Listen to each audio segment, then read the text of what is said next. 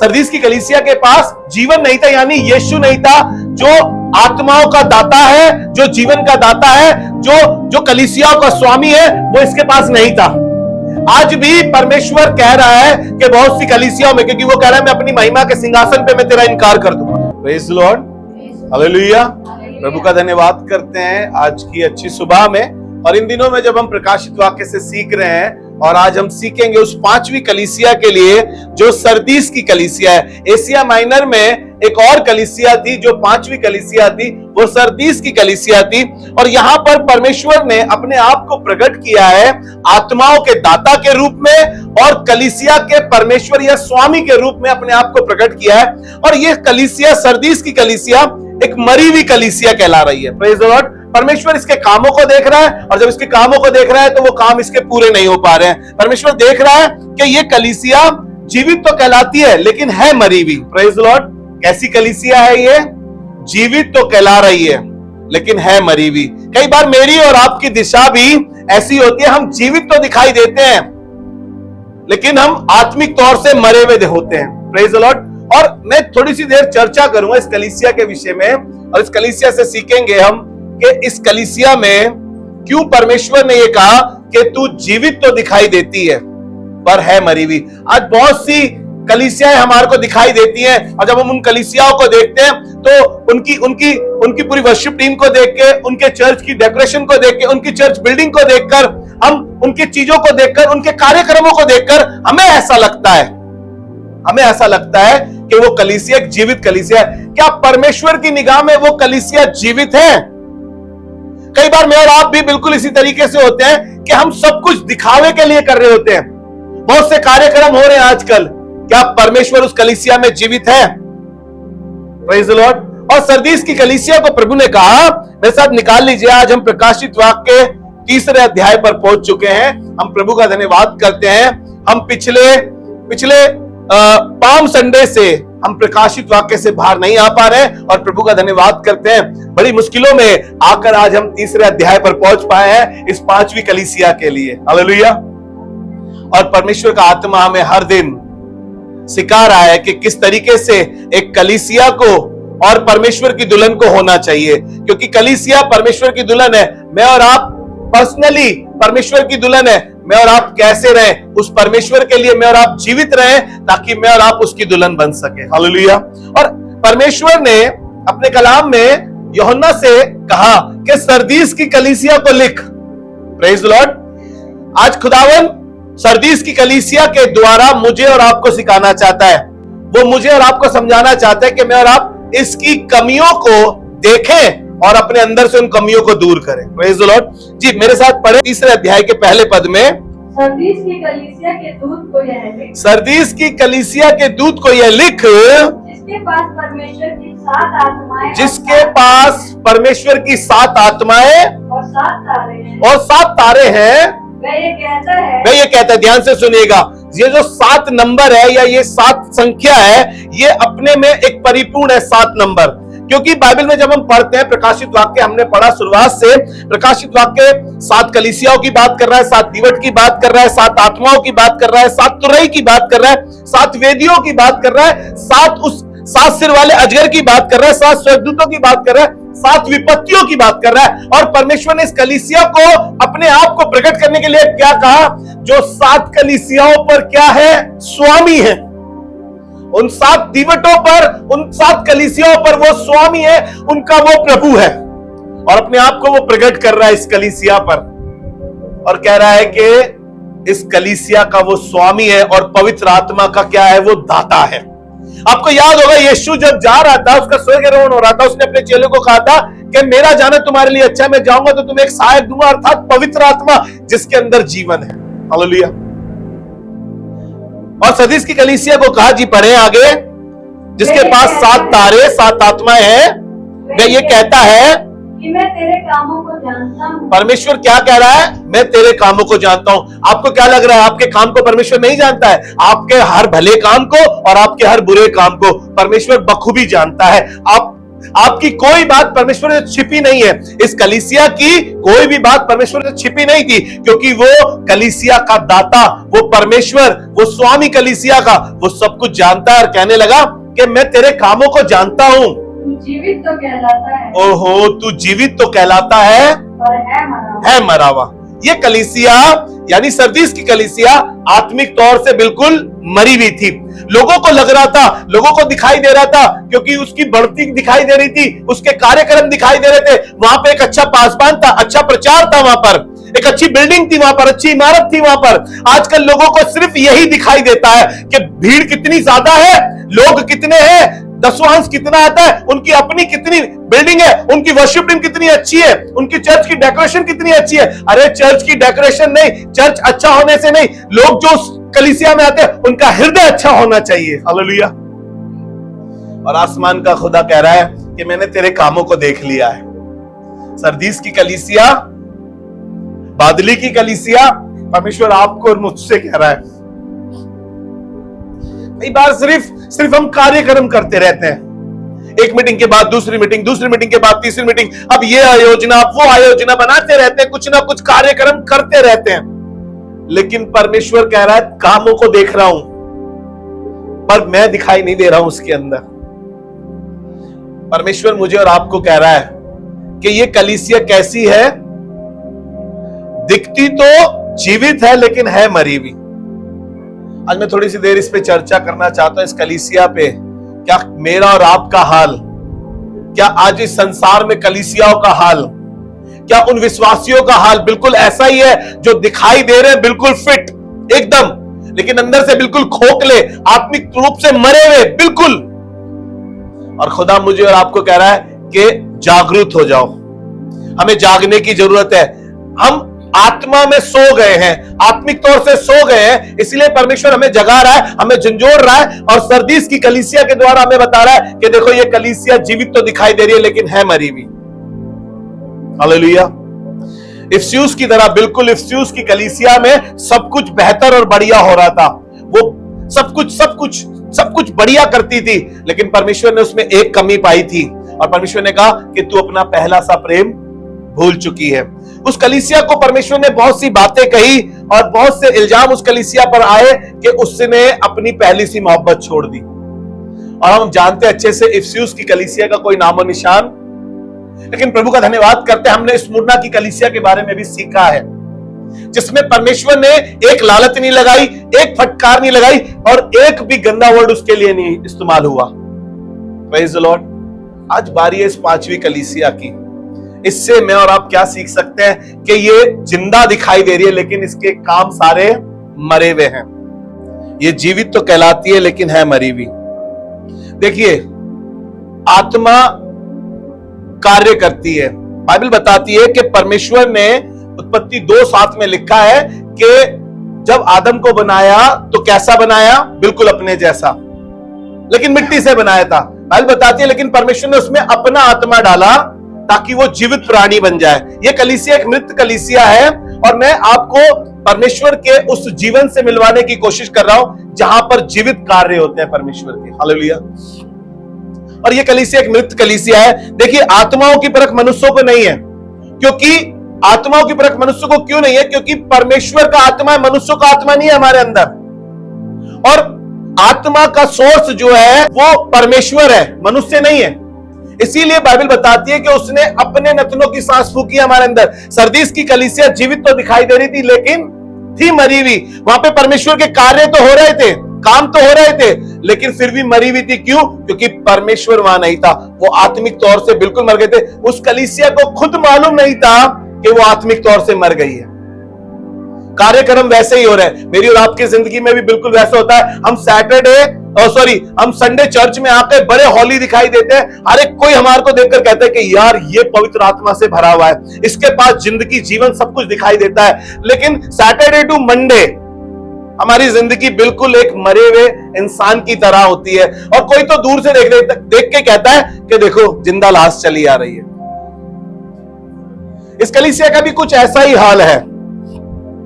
ये कलीसिया जीवित तो दिखाई दे रही है लेकिन है मृतक। अगर मेरे साथ आप निकाल कर पढ़े यशाया उसका 38 चैप्टर और उसकी 18-19 वर्ष को पढ़ेंगे। मेरे साथ निकाल लीजिए सभी लोग, यशाया उसका 38 चैप्टर, उसकी 18 और 19 वर्ष पढ़ेंगे।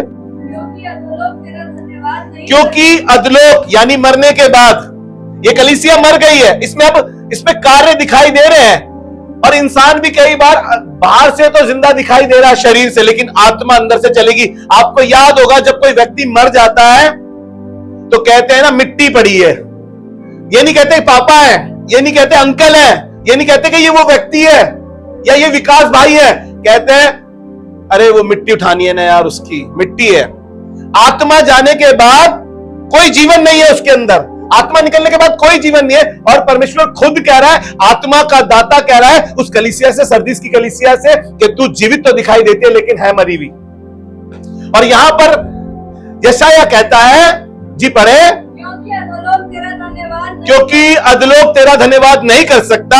कोई मरी हुई चीज, कोई मरा हुआ व्यक्ति, कोई मरी हुई कलीसिया परमेश्वर की जय जयकार, परमेश्वर की महिमा या परमेश्वर की आराधना नहीं कर सकती। जी आगे, और ना मृत्यु तेरी स्तुति कर सकती, ना मृत्यु। और ये सरदीस की कलीसिया मरी हुई कलीसिया है। हालेलुया। ध्यान से रखिए, ध्यान से सुनिएगा। कई बार हमें चमक चौंध दिखाई देती है, कई बार हमारे को सेटअप दिखाई देता है, कई बार हमारे को ऐसी चीजें दिखाई देती है, वाओ यार काश मैं इस कलीसिया का सदस्य होता, कितनी बड़ी भीड़ है, कितने सारे लोग हैं, कितना अच्छा प्रचार है, लेकिन सब खराब। परमेश्वर कह रहा है मरे हुए लोग मेरी आराधना नहीं कर सकते, मृतक लोग मेरी आराधना नहीं कर सकते। हालेलुया। जी पढ़े आगे, जो कब्र में पड़े हैं, जो कब्र में पड़े हैं वे तेरी सच्चाई की आशा नहीं वे रखते, तेरी सच्चाई की आशा नहीं कर सकते। लेकिन स्मुरना की कलीसिया के लिए मैं पढ़ता हूं यहां पर, लेकिन जीवित, हाँ जीवित ही तेरा धन्यवाद कर सकते हैं जैसा कि मैं आज कर रहा हूं। हालेलुया। जो कलीसिया जीवित होगी, जहां पर परमेश्वर का जीवन होगा, जहां पर परमेश्वर के कार्य होंगे, जहां पर परमेश्वर होगा, वहां पर अद्भुत काम होंगे। हालेलुया। आजकल सब दिखावा हो रहा है, सब छलावा हो रहा है, किसके साथ कर रहे हैं? परमेश्वर के साथ। और परमेश्वर क्या कह रहा है कि मृतक लोग उसका धन्यवाद नहीं कर सकते। वो कलीसिया जो आत्मिक तौर से मर गई है, वो किस तरीके से परमेश्वर का धन्यवाद करेगी? हालेलुया। इससे पहले परमेश्वर यूहन्ना को यह बात लिखता, परमेश्वर ने कहा कि मनुष्य की आत्मा परख की आत्मा नहीं है, लेकिन आत्माओं का परखने वाला, आत्माओं का दाता यीशु जानता है कि कौन जीवित है और कौन मृतक है। हालेलुया। मैं प्रभु का धन्यवाद करता हूं। इस कलीसिया को पता नहीं कब ये आत्मिक तौर से मर गई, लेकिन परमेश्वर ने इसको चेतावनी दी, परमेश्वर ने इसको चिताया, परमेश्वर ने इसको वार्न करा, देख तेरे को बता रहा हूं अभी भी तू जीवित तो दिखाई देती है लेकिन है मरी हुई। हालेलुया। और यहां पर ये सब काम कर रही थी, लेकिन परमेश्वर इसमें दिखाई नहीं दे रहा था। ये आत्मिक तौर से मरी हुई थी। जैसे परमेश्वर जीवित है, वैसे ही परमेश्वर जिंदा कार्य करता है और उन कलीसियाओं में जिंदा काम होते हैं। हालेलुया। कोई मृतक कार्य नहीं कर सकता। किसी मृत्यु से जो कोई व्यक्ति मर गया है, वो क्या कार्य करेगा? कैसे जय जयकार करेगा? कैसे उसकी आराधना करेगा? कैसे उसकी प्रस्तुति करेगा? कैसे उसके लिए बड़े काम कर दिखाएगा? क्योंकि वो तो कब्र में पड़ा हुआ है। हालेलुया। वो तो मरी हुई दिशा में है। लेकिन आज मुझे और आपको सोचने की जरूरत है, क्या मैं और आप सरदीस की कलीसिया की तरह मरे हुए तो नहीं है? कई बार सरदीस की कलीसिया को जैसे मालूम नहीं चला ये कब इसकी आत्मिक मृत्यु हो गई, ऐसी मेरे को और आपको पता नहीं चलता, मेरी और आपकी आत्मिक मृत्यु हो जाती है। हम चर्च तो आ रहे होते हैं, हम सेवा तो कर रहे होते हैं, लेकिन हमारे कुछ फायदा नहीं होता है इन सब चीजों से। हम सब कुछ कार्य कर रहे हैं, सब काम कर रहे हैं, लेकिन परमेश्वर कह रहा है कि तुम मरे हुए हो। हालेलुया। यहां पर ये कलीसिया सब कुछ कर रही है, हम भी कई बार सब कुछ कर रहे होते हैं, लेकिन पता नहीं होता कब परमेश्वर का आत्मा हमारे ऊपर से, जैसे सिमसोन के ऊपर से, सिमसोन को लग रहा था मैं आज भी जोरावर हूं, मैं आज भी सब कुछ कर सकता हूं, मैं आज भी हजारों को मार दूंगा, लेकिन उसको नहीं पता था कि परमेश्वर का आत्मा उसके ऊपर से, और उसने सोचा अपने बालों को झड़का कि मैं अभी फलस्तियों को मार डालूंगा, लेकिन उसको मालूम नहीं था कि परमेश्वर का आत्मा उसमें से चला गया। और सरदीस की कलीसिया को लग रहा है कि वो जीवित है, लेकिन वो आत्मिक मृत्यु को समझ नहीं पा रही थी। वो आत्मिक मृत्यु, अच्छा आत्मिक मृत्यु कैसी दिखती है बताइए आप? कैसी दिखती है आत्मिक मृत्यु? मैं आपको बताऊं, आत्मिक मृत्यु दिखाई ही नहीं देती है। हालेलुया। ये हो जाती है, मालूम नहीं चलता है, कार्य चल रहे होते हैं, चर्च जा रहे होते हैं, आराधना कर रहे होते हैं, लेकिन बेमन से, कोई काम नहीं होता उसमें। सिर्फ हम नाम के लिए मसीह कहला रहे हैं, सिर्फ नाम के लिए। देखिए, हम सब कार्य कर रहे हैं, सब सेवा कर रहे हैं, परमेश्वर को मालूम ही नहीं चल रहा है कि हम क्या कर रहे हैं, क्या नहीं कर रहे हैं, और आत्मा से हम मर गए हैं। देखिए, यहां पर ध्यान से सुनिएगा, यहां पर इस कलीसिया में गतिविधियां तो थी पर जीवन नहीं था। परंपराएं हो सकती है पर शक्ति नहीं थी, धर्म हो सकता है पर बंधन संबंध नहीं था। कई बार ऐसा ही होता है मेरे और आपके साथ, हम गतिविधियां कर रहे हैं। बहुत सी कलीसिया को देखते हैं कि आज ये वाली मीटिंग करा रखी है, कल वो वाली मीटिंग करा रखी है, अब 100 दिन की चल रही है, 50 दिन की चल रही है, तो हमें लग रहा है ये कलीसिया। मैं ऐसा नहीं कह रहा हूं कि सच में ऐसा है, लेकिन परमेश्वर कह रहा है कि इस कलीसिया में बिल्कुल ऐसा ही हो रहा था। मैं और आप कई बार दूर से चमकती हुई चीज को लगता है कि सोना ही होगा, हीरा ही होगा, लेकिन जब पास जाकर देखते हैं तो वो पीतल दिखाई देता है, वो पत्थर दिखाई देता है। हमारे को सोने की जगह हमारे को पीतल दिखाई देता है और हीरे की जगह हमारे को पत्थर दिखाई देता है, क्योंकि किसी ने कहा है कब्र का हाल तो मुर्दा ही जानता है। हालेलुया। इसलिए सरदीस की कलीसिया में क्या हो रहा था? गतिविधियां थी लेकिन जीवन नहीं था, परंपराएं थी लेकिन शक्ति नहीं थी, धर्म था लेकिन संबंध नहीं था। लोग आ रहे थे, गीत गा रहे थे, कलीसियाओं में कार्यक्रम हो रहे थे, लेकिन कोई बदलाव नहीं था, कोई रिपेंडेंस नहीं थी, कोई पश्चाताप नहीं था। सब आ रहे थे और परमेश्वर के यहां आके अटेंडेंस लगा के चले जा रहे थे, बस। सब यही हो रहा था सरदीस की कलीसिया में। आज भी बहुत सी कलीसियाओं में ऐसा ही हो रहा है। विश्वासी भी आते हैं, अटेंडेंस लगाते हैं, आराधना में होते हैं, प्रार्थना में होते हैं, लेकिन जीवन में कोई रिपेंडेंस नहीं है, कोई पश्चाताप नहीं है। और परमेश्वर कह रहा है इस सरदीस की कलीसिया को, आज वो मुझे और आपको कह रहा है कि देख लो, चेक कर लो अपने आप को। तुम जीवित दिखाई दे रहे हो लेकिन तुम हो मरे हुए। हालेलुया।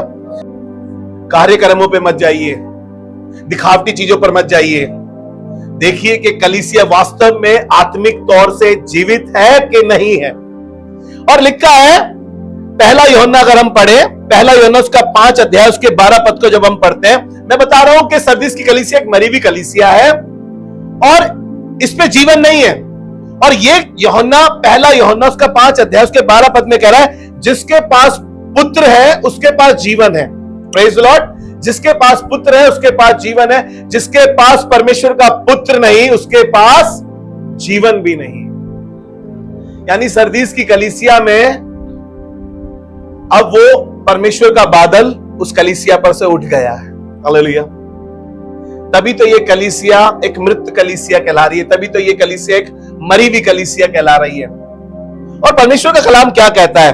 कई बार जैसे हमने देखा कि हम देख रहे हैं कि यीशु के बिना जीवन अधूरा है, यीशु के बिना जीवन मरा हुआ है।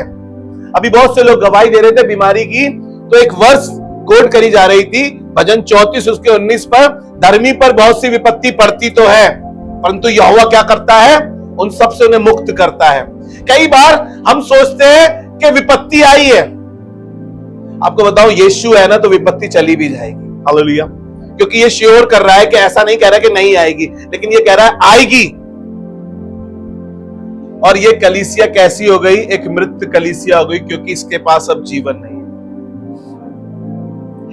अगर मेरे साथ आप पढ़ें यूहन्ना रचित सुसमाचार उसका 5 अध्याय और उसके 25 पद को पढ़ेंगे, यहां पर यही यूहन्ना जो प्रकाशित वाक्य लिख रहा है, यही यूहन्ना एक बात बता रहा है। इससे पहले ये सरदीस की कलीसिया को कुछ लिखता, सरदीस की कलीसिया को ये बातें बताता कि परमेश्वर ने तेरे विषय में मेरे को लिखने को कहा है कि देख तू एक मृत कलीसिया है, जीवित दिखाई दे रही है लेकिन है मरी हुई। और परमेश्वर क्या कह रहा है? इस 5 के 25 में कह रहा है, वह समय आता है वरन अब भी है। यूहन्ना 5:25 पढ़ रहा हूं आपके सामने, वह समय आता है वरन अब भी है, मृतक जिसमें परमेश्वर के पुत्र का शब्द सुनेंगे, जो सुनेंगे वो जिएंगे। हालेलुया। आसमान का खुदा इसके लिए उतरा है, इसको अपना स्वर सुनाने के लिए, इसको अपनी वाणी सुनाने के लिए, इसको अपनी आवाज सुनाने के लिए कह रहा है आज सुन लेगी। अगर आज आत्मिकता में जाग जाएगी तो तू जिंदा हो जाएगी। आज मेरी आवाज को सुन लोगे, आसमान का खुदा मुझसे और आपसे कह रहा है, आज जो सुनोगे तो अपने अंदर से उन घृणित कामों को, उन कामों को जिससे परमेश्वर घृणा करता है, उन चीजों से जिससे परमेश्वर देखना पसंद नहीं करता, अगर अपने अंदर से आज उन चीजों को निकाल दोगे, स्वर्ग का खुदा कह रहा है कि उसकी आवाज सुनने से हम कैसे हो जाएंगे? जीवित हो जाएंगे। हालेलुया। कई बार आपको लगेगा कि आप जीवित हैं, आपकी सांसें चल रही है, आप एकदम फिट है, आप एकदम स्मार्ट दिखाई दे रहे हैं, लेकिन आपको पता है अंदर से परमेश्वर का आत्मा सिमसोन की तरह आपके ऊपर से उठ गया है। जैसे इस सरदीस की कलीसिया पे से उठ गया था, वैसे कई बार विश्वासियों के जीवन से उठ जाता है। मालूम है क्यों? क्योंकि हमने परमेश्वर की आवाज को सुनकर अनसुना कर दिया। हमने सोचा कोई बात नहीं, भाई साहब का तो काम है चिल्लाने का, इनको तो ड्यूटी मिली है ये। मैं प्रभु का धन्यवाद करता हूं, हर एक पासवान को स्वर्ग से ये ड्यूटी मिली है। वो ड्यूटी हमारे को परमेश्वर से दूर करती है संसारिक, लेकिन ये ड्यूटी हमें परमेश्वर के और करीब करती है। हालेलुया। आपको मालूम है एक जहाज बनाया गया था नूह के समय पर, उस जहाज में जीवन था, उस जहाज में जिंदगी थी, और लोगों को बहुत बहुत बोला गया। नूह ने चिल्ला चिल्ला कर बोला, आ जाओ, जिंदगी मिल जाएगी, जीवन मिल जाएगा, बच जाओगे वरना मारे जाओगे। किसी ने नहीं सुनी, सिवाय उसके खानदान के लोगों ने किसी ने नहीं सुनी। सरदीस की कलीसिया बिल्कुल सुनना नहीं चाह रही थी, और परमेश्वर कलाम क्या कह रहा है? जो उसकी सुनेगा वो जीवित रहेगा। हालेलुया। आज मेरी और आपकी बारी है, आज मैं और आप खुदा के कलाम को सुन रहे हैं। आज अगर परमेश्वर चाहता, सरदीस की कलीसिया का नामो निशान मिट चुका है, अगर वो चाहता तो मेरा और आपका भी नाम नहीं रखना चाहता तो वो मेरे को और आपको कह देता, लेकिन परमेश्वर ने, धन्यवाद करते हैं, इस कलीसिया की उन गलतियों को लिखा है ताकि मैं और आप इस जीवन की पुस्तक में अपना नाम लिखवा सके। हालेलुया। परमेश्वर ने इसको वार्न किया, इसको समझाया, नहीं समझा। देखिए थोड़ी सी देर काम पे बात करते हैं। कई बार हम भी काम करते हैं चर्च में बेमन से, घर पर बेमन से, ऑफिस में बेमन से, अधूरा छोड़ देते हैं। मम्मी ने कहा था, अरे वो वहीं पड़ा हुआ है, करा तो था लेकिन अधूरा। परमेश्वर अधूरे कामों से प्रसन्न नहीं होता। जब यीशु कलवरी क्रूस पे था, चाहता तो अपनी वाणी को कहीं पर भी समाप्त कर सकता था, कहीं पर भी विराम दे सकता था, लेकिन उसने कहा पूरा हुआ। और वो परमेश्वर मुझसे और आपसे भी यही चाहता है कि मैं और आप भी अपने कामों को पूरा करें, जो हमें कलीसिया से मिलता है, जो हमें माँ बाप से मिलता है, जो हमें ऑफिस से मिलता है, जो हमारे अजीज बड़े लोग हमें देते हैं जो काम। और ये कलीसिया के लिए परमेश्वर शिकायत कर रहा है, जिसके दूसरे पद पे बात करेंगे अब हम थोड़ी सी देर। ये काम शुरू तो करती थी जी, निकाल लीजिए, क्योंकि मैंने तेरे किसी काम को अपने परमेश्वर के निकट पूरा नहीं पाया। Praise the Lord. क्योंकि मैंने तेरे किसी काम को अपने परमेश्वर के निकट पूरा नहीं पाया। शुरू तो करती थी, ये कार्यक्रम शुरू तो करती थी लेकिन पूरे नहीं कर पाती थी। विश्वास तो करती थी लेकिन अधूरा था इसका विश्वास। प्रार्थना तो करती थी लेकिन बीच में ही डिस्टर्बेंस हो जाती थी तो निकल जाती थी। कई बार मैं और आप भी यही कर रहे होते हैं, हम प्रार्थना कर रहे होते हैं लेकिन हमें ऐसा लगता है कि अरे सब्जी जल जाएगी हमारी। ये कलीसिया भी कुछ अधूरे काम कर रही थी। इसने दर्शन देखे, उन्हें पूरा नहीं करा। इसने कार्यक्रम शुरू करे लेकिन उन्हें पूरा नहीं करा। मन्नतें मांगी, उन्हें पूरा नहीं करा। कई बार मैं और आप भी यही करते हैं और परमेश्वर शिकायत कर रहा है। हमने एक मैसेज बनाया था, आपको याद होगा, मन्नत मांगकर मन्नत का पूरा ना करना मन्नत का अपमान है। ये कलीसिया भी कुछ ऐसी कर रही थी। कई बार मैं और आप भी कलीसिया में कह देते हैं, जब मेरी प्रमोशन हो जाएगी तो मैं कलीसिया के लिए ये करूंगा। कई बार मैं और आप यही कहते हैं कि जब मेरी बीमारी ठीक हो जाएगी तो मैं ये करूंगा। यही तो है मन्नत। ये भी कलीसिया कह रही थी कि मेरी बिल्डिंग बन जाएगी खुदा बाप, मैं ऐसा करूंगा। अब जब मैं गिटार सीख जाऊंगा खुदा बाप, मैं सिर्फ तेरे लिए ही गाऊंगा। खुदा बाप जब मैं ये करने लगूंगा ना तो सिर्फ तेरी महिमा के लिए करूंगा मैं सिर्फ। लेकिन धीरे धीरे मैं और आप सरदीस की कलीसिया की तरह बनते चले जाते हैं। अपनी मन्नतों को छोड़ देते हैं, पूरा नहीं कर पाते हैं, उन कामों को पूरा नहीं कर पाते हैं। और परमेश्वर कह रहा है, मैंने परमेश्वर के निकट देखा कि तेरा कोई भी काम पूरा नहीं पाया गया।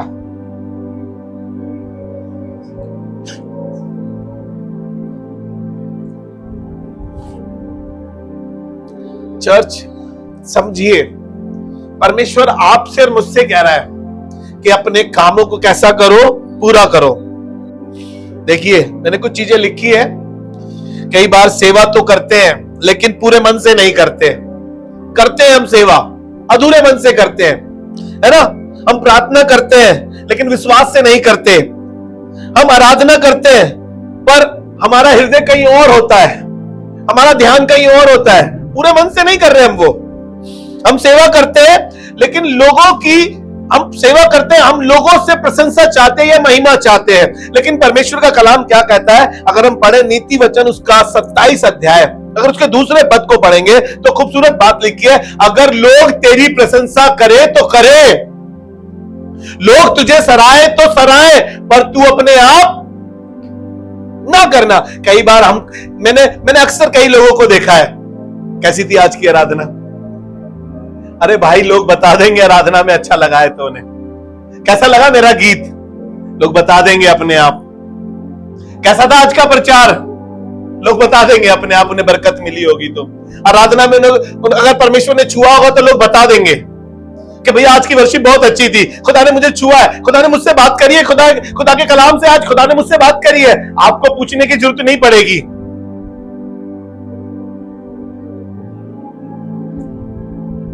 ऐसे कार्य मनुष्य की दृष्टि में पूरे दिखाई देंगे आपको, लेकिन परमेश्वर की दृष्टि में ये कैसे हैं? अधूरे कार्य हैं, क्योंकि बेमन से किए गए हैं। और बेमन से किया हुआ काम कभी किसी को पसंद ना तो अच्छा होता है और ना सामने वाले को कभी अच्छा लगता है। इसलिए जब खुदा के लिए मन्नत मांगे ना, जब खुदा के किसी कार्य को करे ना, जब खुदा के साथ प्रार्थना करे ना, तो पूरे मन से करना। इसीलिए खुदावंद ने अपने कलाम में कहा है, तू अपने सारे प्राण, तू अपनी सारी शक्ति और अपने सारे मन से अपने परमेश्वर से प्रेम कर। क्यों नहीं कहा खुदा बाप ने थोड़े मन से कर लियो बेटा, चलेगा। परमेश्वर चाहता है कि हम पूरा करें। और इस कलीसिया को कह रहा था कि मैंने देखा है, अपने परमेश्वर के निकट देखा, तूने एक भी काम पूरा नहीं करा। देख लीजिए आज मैं और आप वो तो नहीं है सरदीस की कलीसिया की तरह, और जिससे परमेश्वर कह रहा है कि तेरा एक भी काम पूरा नहीं है मेरे बेटे, मेरी बेटी, तेरा एक भी काम पूरा नहीं है। अरे टीचर, जब हमारा काम पूरा नहीं होता ना, मेरे एक टीचर थे हिंदी के, वो ऐसे फेंक देते थे हमारे रजिस्टर को, पूरा करके ला। वो स्वर्ग का खुदा देख रहा है मुझे और आपको, और हम पूरा नहीं कर पा रहे उन कामों को। हमने कलीसिया में 10वां हिस्सा देना शुरू करा था, हमने कलीसिया में पार्टिसिपेट करना शुरू करा था, हमने कलीसिया में चर्च रेंट देना शुरू करा था, लेकिन सब अधूरा, सब छोड़ दिया हमने चर्च में हेल्पिंग हैंड देना शुरू करा था, लेकिन सब अधूरा। और परमेश्वर आज की दिन मुझसे और आपसे कह रहा है कि मैंने तुम्हारे किसी काम को पूरा होते नहीं देखा। परमेश्वर शिकायत कर रहा है, परमेश्वर कंप्लेंट्स कर रहा है मुझसे और आपसे, कह रहा है एक तो तू जीवित दिखाई देता है लेकिन है मरा हुआ, और तेरे कामों को देखता हूं तो एक भी काम पूरा नहीं होता। आज स्वर्ग का परमेश्वर मुझे और आपको कह रहा है, जागरूक हो जाओ। 3 अध्याय उसका 2 पद, और यहां पर प्रकाशित वाक्य में परमेश्वर इस 3 अध्याय में सरदीस की कलीसिया को 3 पद में कह रहा है कि जागरूक हो। जी पढ़े। और यीशु ने कहा जागरूक हो, और वो वस्तुएं जो बाकी रह गई है और जो मिटने को है उन्हें दृढ़ कर। Praise the Lord. मैं यहां पर थोड़ा सा जागरूक होने पर आपको बताना मांगता हूं, क्योंकि परमेश्वर कह रहा है नहीं तो मैं छोड़ के समान आ जाऊंगा। परमेश्वर ये नहीं कह रहा है कि तू जीवित हो, ध्यान से सुनिएगा, यानी कि अभी भी सांसें बाकी है, अभी भी मुझ में सांस बाकी है, तेरे साए में मैं खुश रहता हूं, लगता है मुझे मैं जिंदा हूं। और स्वर्ग का परमेश्वर सरदीस की कलीसिया से कह रहा है कि जागृत हो, ना कि जीवित हो। आज परमेश्वर मुझे और आपको भी कह रहा है, अरे आत्मिक नींद से सो गए हो, आलसियों जाग जाओ। ये आलसी कब तक सोता रहेगा? आत्मिक तौर से जागने की बात कर रहा है, जागरूकता की बात कर रहा है। मुझे और आपको ये नहीं कह रहा है के जीवित हो। वो मुझे और आपको कह रहा है जागरूक हो, क्योंकि अभी कलीसिया पूरी तौर से सरदीस की मरी नहीं थी। अभी मैं और आप पूरी तौर से मरे नहीं है। इसका मतलब अभी परमेश्वर मुझे और आपको कह रहा है कि बेटा कुछ नहीं है, अपनी उस संसारिक दुनिया से लौटकर आत्मिक दुनिया में आ जा, अपने उस अधर्म के काम को छोड़कर धार्मिकता में आ जा। अभी उन चीजों को छोड़ और परमेश्वर के पीछे हो ले। परमेश्वर ये चाह रहा है कि सरदीस दिखावटी चीजों से बाहर आ जा, जागरूक हो जा, क्योंकि अगर तू जागरूक ना हुआ तो इसी तीसरे अध्याय के तीसरे पद को पढ़ रहे हैं और आगे कह रहे हैं नहीं तो मैं चोर के समान आ जाऊंगा, चोर के समान आ जाऊंगा। ये नहीं कह रहा मैं चोर ही करने आ जाऊंगा, कह रहा मैं चोर के समान आ जाऊंगा। उसका आना इसलिए नहीं होगा कि वो चोरी करने आएगा, वो इसलिए आएगा कि ताकि तुम जान सको कि वो कैसे आएगा। और ये बात इससे पहले यूहन्ना को लिखी जाती कि मैं चोर के समान आऊंगा। इससे पहले परमेश्वर ने, अगर हम पढ़कर देखें मत्ती उसका 24 अध्याय उसके 43 से लेकर 44 तक अगर हम पढ़ेंगे, ये बात कर रहा है परमेश्वर के उस आगमन की, जब अब की बार वो न्याय सिंहासन पर बैठकर आएगा, जहां पर जिंदों और मुर्दों का न्याय किया जाएगा, जहां पर परमेश्वर मृतकों को जीवितों से अलग करेगा। हालेलुया। मैं प्रभु का धन्यवाद करता हूं। और परमेश्वर कह रहा है परंतु ये जान लो कि यदि घर का स्वामी जानता हो, यदि घर का स्वामी जानता होता चोर किस पहर आएगा। यानी ये कलीसिया बिल्कुल अपने आप को मजबूत बनाकर बैठी थी, सिक्योर समझकर बैठी थी। मैं जब इसके बारे में थोड़ा सर्च कर रहा था तो ये बहुत ऊंचे पर थी, ये कलीसिया बहुत ऊंचे पर बनाई गई थी और ये एक पहाड़ पर यानी एक चट्टान पर बनाई गई थी। और इसको लग रहा था कि मेरा कुछ नहीं बिगड़ सकता, मेरा बाल भी बाका नहीं होगा। मैं पढ़ रहा था सरदीस के बारे में तो मैंने थोड़ा सा सर्च करा तो मुझे मालूम चला कि इसके ऊपर 2 बार अटैक हुए हैं। दुश्मन चुपचाप से इसके पास आकर इस पर अटैक किया है। और परमेश्वर का कलाम कह रहा है, प्रकाशित वाक्य 3 अध्याय के 3 पद में ही कह रहा है, मैं चोर के समान आ जाऊंगा। चोरी करने नहीं, लेकिन जब चोर के समान आएगा ना और तुम्हारे कामों को देखेगा और स्वामी के सामने वो काम पूरे नहीं होंगे जो काम वो देकर गया था, तो कह रहा है कि वो फिर कहां डालेगा? गंधरक और आग की झील में। फिर तुम्हारा नामो निशान नहीं मिलेगा। और कह रहा है परमेश्वर कलाम कह रहा है कि इसीलिए मैं 44 पद पढ़ रहा हूं, सीधा आप पढ़ लेना अपने घर पर। 43 पद पढ़ लेना, मैं आपके लिए 44 पढ़ रहा हूं जी, पढ़ दीजिए। इसलिए तुम भी तैयार रहो, क्योंकि जिस घड़ी के विषय में तुम सोचते भी नहीं हो, उसी घड़ी मनुष्य का पुत्र आ जाएगा। उसी घड़ी आ जाएगा मनुष्य का पुत्र। अनएक्सपेक्टेड, जब आप सोच भी नहीं रहे होंगे, अनएक्सपेक्टेड जब आप सोच भी नहीं रहेंगे, जब आप अपनी दुनिया में होंगे, आप संसार में होंगे, आप मस्ती में होंगे, आप मौज में होंगे। जैसे नूह के समय में लोग मौज मस्ती में थे और एक दिन जल प्रलय आ गया। स्वर्ग का परमेश्वर मुझे और आपको चिता रहा है कि देखो मैं चोर के समान आ जाऊंगा, या तो अपने कामों को पूरा कर लो, और मैंने तेरे किसी काम को पूरा नहीं पाया है। स्वर्ग का परमेश्वर चाहता है कि मैं और आप कैसे हो जाएं, जीवित हो जाए, जागरूक हो जाए, आत्मा में जाग जाए। चलिए थोड़ी सी देर और आगे चलता हूं, आपको अच्छा लग रहा है और आगे चले। Praise the Lord.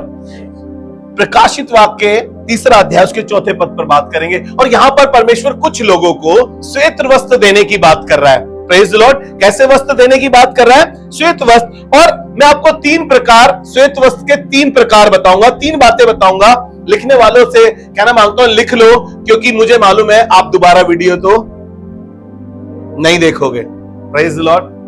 फिर आपके पास से ये 3 बातें चली जाएंगी। Praise the Lord. और परमेश्वर का कलाम क्या कह रहा है जी? 4 पद पढ़ रहे हैं, पढ़िए। प्रकाशित वाक्य 3 अध्याय उसका 4 पद। पर हाँ, सरदीस में तेरे यहाँ कुछ ऐसे लोग हैं, हाँ बादली में कुछ ऐसे लोग हैं जिन्होंने अपने वस्त्र अशुद्ध नहीं किए हैं। Praise the Lord. अभी कुछ लोग हैं बाकी जिन्होंने अपने वस्त्र मैले नहीं करे हैं। हमें अच्छे से मालूम है जब हम पानी का बपतिस्मा लेते हैं तो बाइबल बताती है कि हमने यीशु को पहन लिया है, और वो वस्त्र के पीछे शैतान हमेशा लगा रहेगा आपको याद होगा यूसुफ के बागे के पीछे शैतान लगा हुआ था, उस वस्त्र के जो उसके पिता ने उसको दिया था, वो सबसे अंगरखा जिसमें से अलग ही चमकता था यूसुफ। ऐसे ही हम भी इस संसार में बिल्कुल अलग चमकते हैं क्योंकि हमने यीशु को पहना है, और शैतान नहीं चाहता कि हम वो श्वेत वस्त्र पहने, और परमेश्वर वादा कर रहा है श्वेत वस्त्र पहनाए हुए लोगों से कि वो मेरे साथ स्वर्ग में चलेंगे, घूमेंगे, फिरेंगे, मेरे साथ भोज करेंगे। हालेलुया। और सरदीस की कलीसिया में कुछ लोग अभी बाकी थे जिन्होंने अपने वस्त्र मेले नहीं कर रहे थे। हालेलुया। लिखिए पहली बात, पवित्रता। पाप से अलग किया हुआ जीवन, पाप से अलग जीवन, पवित्रता। श्वेत वस्त्र किन्हें मिलेंगे? कौन पहनेंगे वो वस्त्र? धार्मिकता। दूसरा वर्ड लिखिए, धार्मिकता। मसीह की धार्मिकता से ढका हुआ जीवन, मसीह की धार्मिकता से ढका हुआ जीवन। तीसरा लिखिए, विजय। प्राचीन काल में विजेताओं को एक अलग से वस्त्र पहनाए जाते थे, एक फर्क वस्त्र दिए जाते थे। जो विजय होता था उसे वस्त्र दिए जाते थे। स्वर्ग का परमेश्वर स्वर्ग में मुझे और आपको भी वो वस्त्र देगा जब हम इस संसार में जयवंत होकर जाएंगे उन चीजों से जिसमें शैतान हमें फंसा रहा है, जिसमें सरदीस के कुछ लोग फंस गए थे, लेकिन जो बाकी थे उनसे परमेश्वर वादा कर रहा है, प्रॉमिस कर रहा है, कह रहा है मैं तुम्हें श्वेत वस्त्र दूंगा। हालेलुया। जल्दी से प्रकाशित वाक्य 3 अध्याय 5वां पद। सरदीस की कलीसिया के कुछ लोग बाकी थे जिन्हें परमेश्वर श्वेत वस्त्र देने की बात कर रहा था। प्रकाशित वाक्य 3 अध्याय 5वां पद, बड़ी गहरी बात है, और मैं सोचता हूं कि इस आखिरी बात पर मैं खत्म करूंगा। मैं प्रभु का धन्यवाद करता हूं कि परमेश्वर की गहरी उपस्थिति यहां पर है। मैं उसकी उपस्थिति को गहरी तरीके से महसूस कर पा रहा हूं, और कह रहा है जो जय पाएगा मैं उसे इसी प्रकार श्वेत वस्त्र पहनाया। जो जय पाएगा किन बातों पर? इन बातों पर जिससे सरदीस जय नहीं पा रही थी, जिसमें सरदीस गिर रही थी, जिसमें सरदीस फंस गई थी। उन लोगों से परमेश्वर वादा कर रहा है, और अब उन लोगों से कह रहा है कि जो लोग बच गए थे, जिन्होंने अभी अपना विश्वास नहीं खोया था, जो अभी भी परमेश्वर पर निर्भर थे, जो अभी भी परमेश्वर पर मजबूत थे, उस कलीसिया के लोग, उनसे परमेश्वर ने वादा किया जिन्होंने अभी अपनी पवित्रता को नहीं छोड़ा था, जिन्होंने अपनी धार्मिकता को नहीं छोड़ा था, जो जयवंत हुए थे, उन्हें परमेश्वर ने वादा किया। और अब परमेश्वर कह रहा है जो जय पाए उसे इसी प्रकार श्वेत वस्त्र पहनाया जाएगा। हालेलुया। परमेश्वर उन्हें पहनाएगा श्वेत वस्त्र। और आगे कह रहा है, जी पढ़े, और मैं उसका नाम जीवन की पुस्तक में से, और उसका नाम जीवन की पुस्तक में से किसी रीति से ना काटूंगा। हालेलुया। यानी सरदीस का नाम जीवन की पुस्तक में लिखा हुआ है ऑलरेडी, पहले से ही, और परमेश्वर कह रहा है कि मैं किसी रीति से ना काटूंगा। और परमेश्वर ने बता दिया जो बाकी रह गए हैं लोग, उन्हें कैसे वस्त्र दे रहा है परमेश्वर? श्वेत वस्त्र दे रहा है। उन्हें जीवन दे रहा है परमेश्वर, और उन्हें कह रहा है कि मैं जीवन की पुस्तक में उसका नाम कभी नहीं काटूंगा। यह नहीं कह रहा परमेश्वर कि मैं लिखूंगा, ऑलरेडी लिखा हुआ है उसका नाम। इसका मतलब अगर ऐसा होता तो कहता मैं लिख दूंगा तेरा नाम, अगर तू मान जाएगा तो मैं सोचूंगा तेरे बारे में, मैं देख लूंगा तेरे बारे में, अगर तू बदल गया तो। लेकिन परमेश्वर ने ऑलरेडी लिखा था उसका नाम।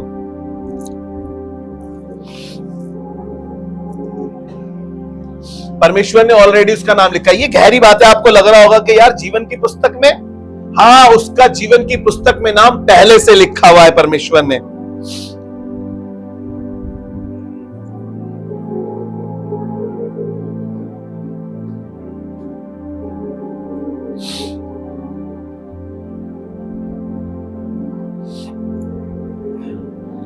श्वेत वस्त्र किसको देगा परमेश्वर? हमने बहुत अच्छे से बात करी थी यूहन्ना 7:14 से, प्रकाशित वाक्य 7:14 से हमने अच्छे से बात करी थी और हमने एक पूरा मैसेज इस पे डाल रखा है। आपको मालूम होगा कि जो मेमने के लहू से धोए गए हैं वे श्वेत वस्त्र पहनेंगे। Praise the Lord. लेकिन अब मैं बात कर रहा हूं, हमने श्वेत वस्त्र की बात कर ली है, आज मैं थोड़ी सी देर यहां पर रुकना चाहता हूं। परमेश्वर किसका नाम जीवन की पुस्तक में लिखेगा? सरदीस का नाम जीवन की पुस्तक में पहले से लिखा गया है। आज परमेश्वर मुझे और आपको आगाह कर रहा है कि मैं तुम्हारा नाम जीवन की पुस्तक में पहले से लिख चुका हूं। Praise the Lord. बहुत खुशी की बात होनी चाहिए थी, ये तो मुझे लगता है ताली बजनी चाहिए थी, है ना? बिल्कुल ऐसे ही बोलते हैं ना हमारे सीनियर पास्टर। आप नहीं बजाएंगे ना तो मैं भी पास्टर जी मैथ्यूस की तरह ऐसे ही बोला करूंगा आप कि मुझे लगता है इस बात पर तो आपको ताली बजानी चाहिए थी। आपको अच्छी नहीं लगी तो मत बजाइएगा प्लीज।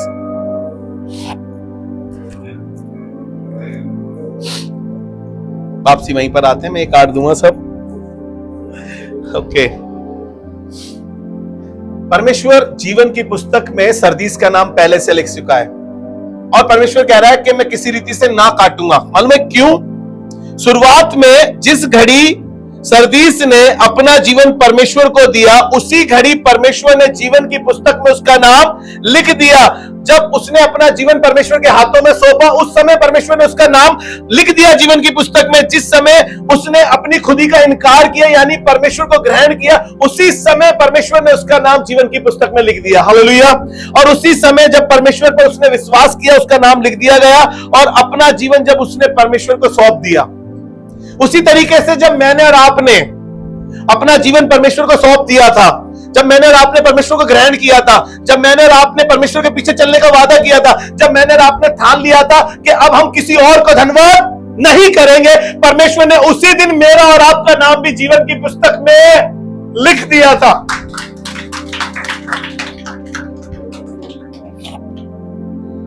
अब बारी मेरी और आपकी है। सरदीस की बारी थी और सरदीस नाम तो लिखवा चुकी थी लेकिन उसको बरकरार नहीं रख पा रही थी। आज बारी मेरी और आपकी है। जब मैंने और आपने परमेश्वर को ग्रहण कर लिया, विश्वास कर लिया, उसको अपना मुक्तिदाता ग्रहण कर लिया, उसके पीछे चलने का निर्णय कर लिया, उसको अपना स्वामी समझ लिया, उसको अपना समर्पण दे दिया, उसने भी उसी दिन मेरा और आपका नाम जीवन की पुस्तक में लिख दिया। अब लेकिन बारी मेरी और आपकी है कि वो जीवन की पुस्तक में मेरा और आपका नाम बरकरार रहे और लिखा रहे। हालेलुया। लेकिन मैं प्रभु का धन्यवाद करता हूं, पौलुस ने एक बात लिखी, दूसरा तिमुथियुस उसका 4 अध्याय के 7वें पद में कह रहा है मैंने अपने विश्वास की रखवाली करी है।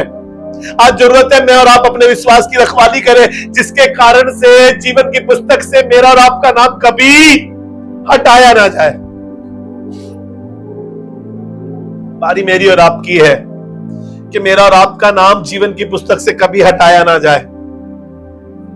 सरदीस की कलीसिया के लिए बड़ी दुखद बात थी, नाम तो लिख गया लेकिन बरकरार नहीं रख पाई। लेकिन प्रभु का धन्यवाद करते हैं, कुछ लोगों का नाम जीवन की पुस्तक में परमेश्वर ने लिख दिया सरदीस की कलीसिया का। आज भी हर कलीसिया में परमेश्वर ने उन लोगों को अलग रखा है जिनका नाम जीवन की पुस्तक में आज भी लिखा है और हमेशा लिखा रहेगा। लेकिन हाय उन पर जिनका नाम जीवन की पुस्तक से कट जाएगा। लिखा तो गया था विश्वास के द्वारा, लेकिन मैं प्रभु का धन्यवाद करता हूं पौलुस की जिंदगी के लिए। पौलुस की पहली जिंदगी अच्छी नहीं थी जब उसका नाम शाऊल था, लेकिन उसने दूसरे तिमुथियुस उसके 4 अध्याय के 7वें पद में, अगर हम इस वर्ष को पूरा पढ़े तो ऐसा लिखा है कि मैंने अच्छी कुश्ती लड़ी है। यानी कि वो लड़ता था उन पापों से जो उसके इर्द गिर्द आते थे, जो उसको बहकाते थे, जो उसको प्रभु से दूर ले जाते थे। वो ख्याल, वो बातें, वो इरादे जो उसको कमजोर करते थे। बहन पिंकी, कुछ चीजें आपको कमजोर करती है। और लेकिन यहां पर पौलुस कह रहा है कि मैंने क्या करा है? अच्छी कुश्ती लड़ी है, अपनी दौड़ पूरी करी है और अपने विश्वास की क्या करी है? रखवाली करी है। आज आपको बताऊं, अगर मैं और आप पौलुस की तरह करेंगे तो कभी भी हम जीवन की पुस्तक में से हमारा नाम कभी नहीं कटेगा। जैसे स्मुरना का नाम जीवन की पुस्तक में लिखा है उसी प्रकार परमेश्वर मेरा और आपका नाम कभी अपनी पुस्तक में से नहीं काटेगा, लेकिन जरूरत है मैं और आप उसको बरकरार रख सके। आपको डराने के लिए नहीं, लेकिन आपको चिताने के लिए 2 वर्ष पढ़ाना चाहता हूं। इस आखिरी इस कलीसिया की आखिरी बात को यहां पर जब हम खत्म कर रहे हैं कि परमेश्वर ने कुछ लोगों के नाम जीवन की पुस्तक में लिख छोड़े जो कभी किसी रीति से ना कटेंगे। लेकिन एक बार आपको पुराने नियम में ले चलूंगा, निर्गमन में मैं मेरे साथ निकाल लीजिए निर्गमन उसका 32 अध्याय, उसके 32-33 पद को पढ़ेंगे। और मूसा कहने लगा कि तू उनका नाम अपनी पुस्तक से काट दे। और परमेश्वर कह रहा नहीं, उनका काटूंगा जिन्होंने मेरे विरुद्ध पाप किया है। Praise the Lord. ऐसा नहीं है कि नाम लिख गया है तो कटेगा नहीं। आपको मालूम है अगर बच्चा स्कूल नहीं जाता, इनरेगुलर हो जाता है, तो उसका नाम स्कूल से, वो परीक्षाओं में बैठा नहीं जाता है फिर। और परमेश्वर का कलाम भी मुझे और आपको बता रहा है। जब मैंने और आपने बपतिस्मा लिया था, जब मैंने और आपने चर्च में आना शुरू करा था, तो समझ लीजिए कि हमने परमेश्वर के स्कूल में दाखिला ले लिया है। और हम यहाँ पे शिक्षा को प्राप्त करने आए, और जब हमारी परीक्षाएं आ रही है तो हम उसमें फेल ना हो जाए, उसमें कमजोर ना पड़ जाए। अगर कमजोर पड़ गए, अगर फीके पड़ गए, अगर विश्वास में कमजोर हो गए, अगर यीशु के पीछे चलना छोड़ दिया, तो जीवन की पुस्तक से जैसे स्कूल में से नाम कट जाता है, ऐसे जीवन की पुस्तक में से भी हमारा नाम कट सकता है। जैसे सरदीस का नाम, मुझे नहीं लगता कि अब सरदीस का नाम जीवन की पुस्तक में, लेकिन उन विश्वासियों का जरूर है जो अंत तक उस पर विश्वास करते रहे। हालेलुया। हर कलीसिया में से परमेश्वर उन लोगों को चुनेगा। हर कलीसिया में से, इस संसार में आज जितनी कलीसिया है, उन सभी कलीसियाओं में से परमेश्वर उन लोगों को चुनेगा जो परमेश्वर के विरुद्ध पाप नहीं करते, जो परमेश्वर के खिलाफ नहीं होते। हर कलीसिया में आपको ऐसे विश्वासी मिलेंगे जो आज भी परमेश्वर पर मजबूती से चल रहे हैं। वो कार्यक्रमों पे नहीं, वो गतिविधियों पर नहीं, लेकिन परमेश्वर से अपने सही संबंध को रखने से वो धर्मी ठहरते हैं और जीवन की पुस्तक में अपना नाम लिखवा पाते हैं। हालेलुया। निर्गमन उसका 32 अध्याय, उसका 32 पद। जी, तो भी तू उनका पाप क्षमा कर, नहीं तो अपनी लिखी हुई, हालेलुया, उसकी खुद की लिखी हुई है, वो किसी स्वर्गदूत से लिखवाई नहीं है। जैसे हम किसी किराने की दुकान पे राशन लेने जाते हैं, वहां नौकर रखा होता है, तो नौकर हेरा फेरी कर देता है मालिक के साथ, कभी कम कभी ज्यादा लिख दिया, सामने वाले से रिश्वत ले ली, थोड़ा पैसा बच गया। नहीं, स्वर्ग का परमेश्वर खुद उस किताब को लिख रहा है। और मूसा कह रहा है कि या तो तू अपनी पुस्तक में से उनका नाम काट दे या उन्हें क्षमा कर दे। और 32 के 33 में ऐसा कह रहा है, यहोवा ने मूसा से कहा, जिसने मेरे विरुद्ध पाप किया, यहोवा ने मूसा से कहा, जिसने मेरे विरुद्ध पाप किया है, उसका नाम मैं अपनी पुस्तक में से काट दूंगा। अपनी पुस्तक में से मैं उसका नाम काट दूंगा जिसने मेरे विरुद्ध पाप किया है। परमेश्वर ये नहीं कह रहा है पूरी सरदीस को मिटा दूंगा। परमेश्वर ये नहीं कह रहा है कि सारी कलीसियाओं को खत्म कर दूंगा। परमेश्वर ये कह रहा है जिन्होंने पाप किया है, सिर्फ उन्हीं का नाम पुस्तक में से काटा जाएगा। हालेलुया। सिर्फ उन्हीं का नाम काटा जाएगा। मैं प्रभु का बड़ा धन्यवाद करता हूं। नाम तो लिख गया है, दाखिला तो हो गया है मेरा और आपका। जरूरत है कि हम अपने नाम को बरकरार रखें कि स्वर्ग की उस किताब में से मेरा नाम और आपका नाम कभी ना कटने पाए। हालेलुया। याद रखिएगा, परमेश्वर के विरुद्ध पाप मत करिएगा, नहीं तो कोई मूसा खड़ा होकर कहेगा या तो क्षमा कर दे या उनका नाम काट दे, और यहोवा कहेगा नहीं, मैं सिर्फ उन्हीं के नाम काटूंगा जिन्होंने मेरे विरुद्ध में पाप किया है। सरदीस में सबका नाम नहीं कटा है, सरदीस में कुछ लोग बाकी थे, हमने पढ़ा है। और परमेश्वर ने ना ही सिर्फ जीवन की, ना ही उन्हें श्वेत वस्त्र दिए, वरन परमेश्वर ने उनको जीवन की पुस्तक में उनका नाम लिखा, और वो परमेश्वर के साथ स्वर्ग में आनंद बनाएंगे, खुशी बनाएंगे, और परमेश्वर की जय जयकार करते हुए आपको और मुझको नजर आएंगे। हालेलुया। मेरी और आपकी दुआ रहे परमेश्वर प्रभु, वो बड़ी भीड़ जो गिनी नहीं जा रही थी, जब हम बात कर रहे थे उसको कि एक बड़ी भीड़ हमने स्वर्ग में देखी, जब हम पाम संडे पे बात कर रहे थे और हमने देखा एक बड़ी भीड़ थी जिसकी कोई गिनती नहीं थी, और वो सब यीशु की जय जयकार कर रहे थे, मेमने के सिंहासन के खड़े होकर उसकी जय जयकार कर रहे थे। मैं और आप उस भीड़ का हिस्सा हो, और मैं और आप कहें कि प्रभु जीवन की पुस्तक से मेरा नाम कभी ना कटने पाए, और मैं तेरे विरुद्ध कभी पाप ना करने पाऊं, और मैं उस भीड़ में खड़ा होकर तेरी जय जयकार करता हुआ नजर आ सकूं प्रभु। दुआ करें अपने लिए। जो लोग यहां छोड़ दिए जाएंगे ना, दीपल ने एक वीडियो पर्सनल भेजी है कुछ लोगों को, और बहुत भयंकर था। जमीन में से राक्षस निकल कर आ रहे हैं, शैतान निकल कर आ रहे हैं, और समझ में नहीं आ रहा है क्या करें। लेकिन परमेश्वर के चुने हुए लोग जो श्वेत वस्त्र पहने थे वो उठाए जा रहे हैं, वो उनको उठा ले रहा है, और जो छोड़ दिए गए उनके साथ बहुत बुरा हो रहा है। मेरी दुआ है कि बादली कलीसिया में जितने लोग आते हैं, एक एक के नाम जीवन की पुस्तक में दिखाई दे और हम सब एक साथ उठाए जाएं। आइए खुदा से दुआ मांगे।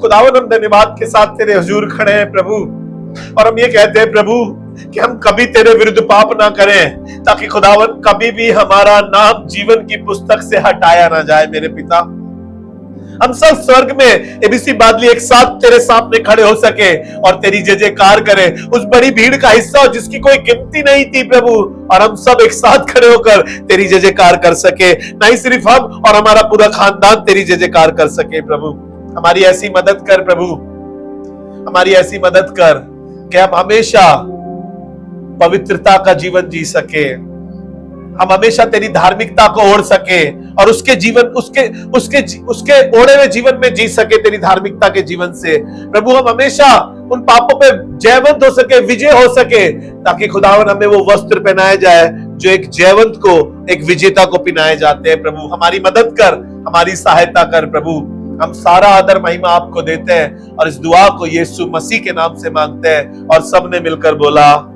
आमीन। Praise the Lord.